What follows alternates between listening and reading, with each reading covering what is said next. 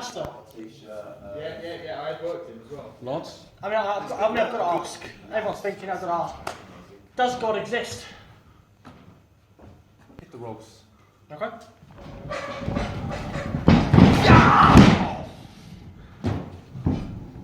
Ask me again when you wake up. I am Pastor William Evil, and you are watching First Thing in the Morning. Peace be with you, Eric.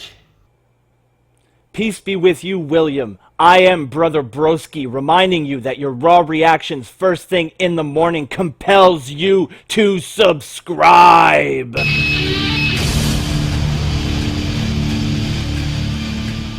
Raw was live from St. Louis, Missouri this week, and the show kicked off with Stephanie McMahon because it wouldn't be WWE programming if a McMahon didn't start off the show. She gets into welcoming us to the show when she's immediately interrupted by Shane McMahon because in this new era of WWE, nobody finishes a promo. Steph has a little gift for Shane. We all wanted to know what was the gift. Now, the gift turned out to be the picture that Vince McMahon stepped on a couple months back on Raw, which, what a shitty gift. Shane is touched by this gift and he wants to hear what Stephanie has in store for tonight's episode of Raw. Stephanie says, no, Shane, people love you here in St. Louis. What are your ideas? Just kill me. Just tell us what's on the fucking show and get the fuck out. We don't need to watch you for 10 minutes. So finally, Shane gets into what's in store for tonight on Raw when Kevin Owens' music hits and he interrupts Shane. KO is pissed. He can't believe that he still hasn't had his rematch for the WWE Intercontinental title. And who can blame him? He never did get that rematch. And what, Cesaro just walks in out of nowhere and takes his rematch? Unacceptable! Now, while KO is explaining all this, Cesaro's music hits. He claims he was screwed last night at Payback out of winning the title, and he blames KO for it for some reason. Bullshit! Now, Shane, in his infinite wisdom, makes a match between Kevin Owens and Cesaro. Now, the winner is going to be the #1 contender for the Intercontinental title. But that doesn't make sense because Kevin Owens never got his fucking rematch. Therefore, the rematch should automatically go to Kevin Owens. Now, my Mark rage aside, this was a good match. Kevin Owens and Cesaro always have good matches together, and tonight was no different. Cesaro in particular came out going 250 miles an hour. He was hitting Kevin Owens. I'm surprised he didn't run through the poor bastard. He was hitting him with European uppercuts left and right. It was really fun to watch Cesaro. Once this guy gets going, there's no stopping him, and he was excellent in this match. Owens, not to be outdone, nailed him with a frog splash from the apron to the floor. Absolutely devastating. If Kevin Owens hit me with a frog splash, I think I would just cease to exist. No blood, no leftover clothes, no broken bones. I would just cease to exist. Now, at one point, the action spilled to the outside. Kevin Owens tried to use The Miz's Intercontinental Championship as a weapon. The Miz stopped him. Cesaro popped Miz in the face for some reason. They got back into the ring. The Miz interfered.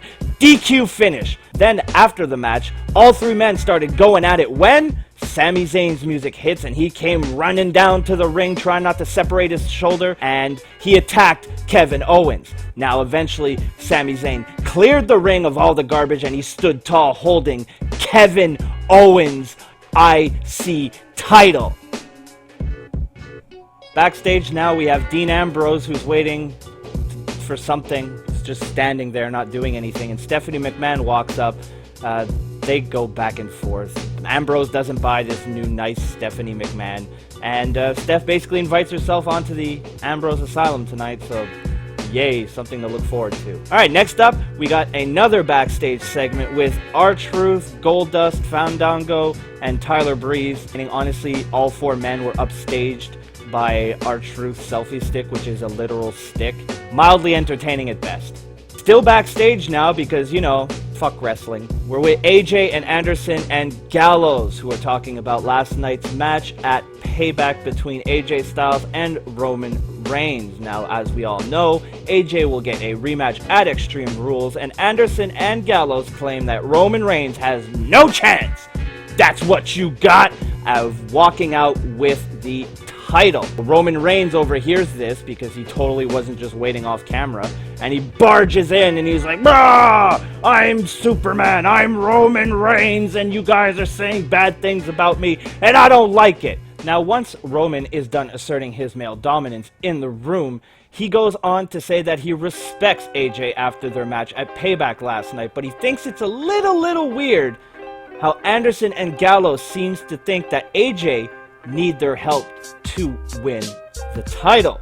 What Roman really wants to know is if his boys are tough enough to take on Roman's boys, which are the Usos. Someone in creative got Raw and SmackDown scripts mixed up, so we have a 6-man tag as your main event. Alright, so we have perpetual jobber Tyler Breeze versus Goldust. What do you want me to say? There was more dancing in the match than there was wrestling.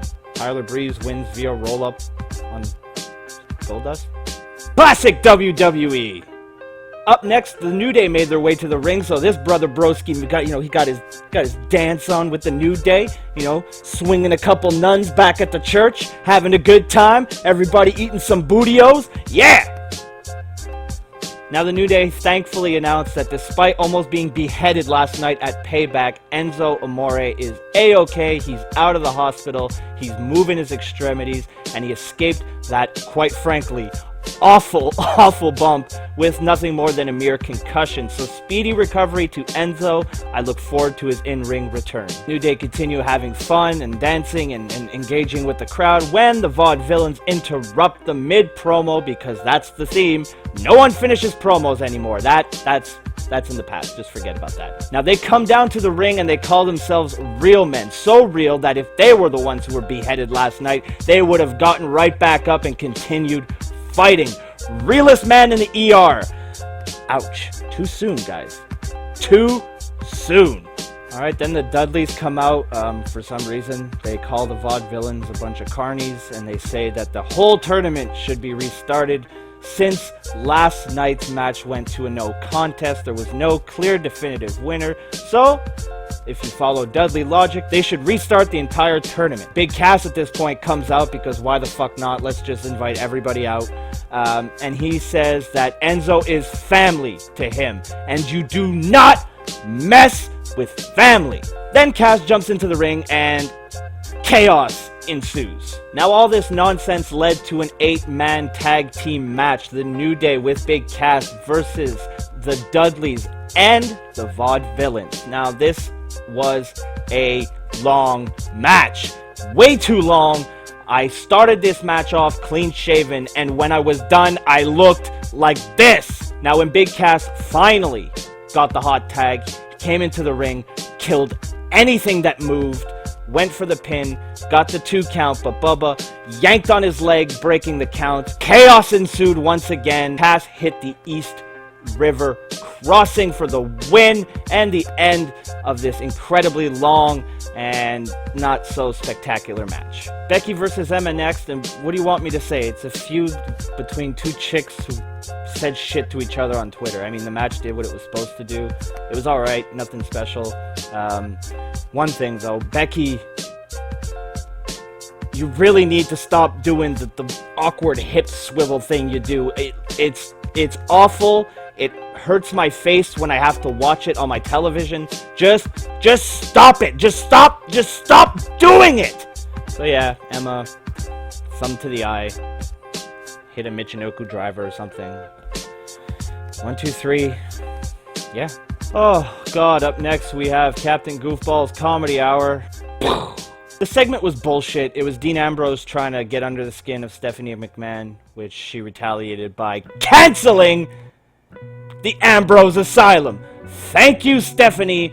Ultimate face turn. I could not stand the Ambrose Asylum. It just doesn't work. He comes off as a goofy, dumb shit. Oh, and by the way, Ambrose came off again as a goofy, dumb shit tonight because he starts shit with Chris Jericho only to eat a fucking code breaker right to the face. How many times does Dean Ambrose have to call someone out and get his ass kicked before he changes his strategy? Now after the code breaker, this was fantastic. Jericho spots Mitch the Potted Plant just sitting there in the corner of the ring. Now he picks up Mitch and then he looks at Ambrose and then wham! right over the back of the head. Ambrose gets flattened by Mitch. By God, that plant had a family, damn it! Rest in peace, Mitch the Plant. Alright, we get a battle royal next to determine the #1 contender for Kalisto's US Championship. Now, you know, it's a battle royal, so dudes were getting thrown left and right out of the ring. So basically the final four were the former League of Nations, Rusev, Sheamus, and Del Rio, with wildcard Zack Ryder. Now, if you haven't noticed by now, Zack Ryder is how the WWE fucks with us, the WWE Universe. They always put him in positions to make it look like, oh my God, they're finally going with Zack. Zack's gonna get his time to shine. Zack is gonna go right for the WWE Championship. You stupid fucks. Of course he wasn't gonna win this match because Rusev threw him out so easily. He just, get the fuck out of here, Ryder. Because guys, Vince McMahon only gets hard if big men look dominant on television. So yeah, it looks like it's going to be Rusev versus Kalisto for the US title. Up next, we have Charlotte Flair coming down to the ring to address the Chicago Screwjob from last night. Best thing I can say about this was that it was a segment. Moving on. Backstage, Stephanie sets up a women's championship rematch at Extreme Rules, and the stipulation is going to be a submission match. Now, they could have just done this in a backstage segment. Honestly, that Charlotte segment was fucking incredibly hard to watch. I didn't even think I was going to film this video for you guys tonight because this almost put me into a coma from which I would have never returned. Now, finally, your main event for the evening, Roman Reigns and the Usos versus Not the Bullet Club, AJ Styles, Anderson, and Gallows. Now, this was a pretty good match. I actually enjoyed it. I thought everybody looked pretty good in the match. In the end, AJ Styles hits the phenomenal forearm on one of the Usos. As I established last week, doesn't matter which one. He hits the phenomenal forearm for the win. After the match, Anderson and Gallows look like they want to introduce Roman Reigns' face to a steel chair. But not only do they want to do that, they want AJ Styles to be the one to pull the trigger. Huh? Get it? Pull the trigger? In the end, however, AJ refuses to do so, throws the chair outside the ring, and says, guys, relax. We don't need all that. The Usos, though, come out of nowhere with the chair and nail AJ right to the dome. Now, AJ's pissed at this point, rightfully so, and he starts swinging at Usos left and right with a steel chair, knocking out both of them. Now, Roman Reigns sees this and is like, well, what the fuck's going on here? I'm getting so high-pitched right now. He wants to know what's going on, and instead of discussing it like grown men, Roman just beats the shit out of AJ to end Monday Night Raw. So there you have it, children, my Raw reactions first thing in the morning. If you enjoyed this video, please like, comment, and subscribe. Follow me on Twitter and on Instagram for all the latest first thing in the morning news at MTLBroski. Go give the Facebook fan page a like at facebook.com/FTITM. And with that, brothers and sisters, your Raw communion is complete. Go forth and spread the joy throughout the land.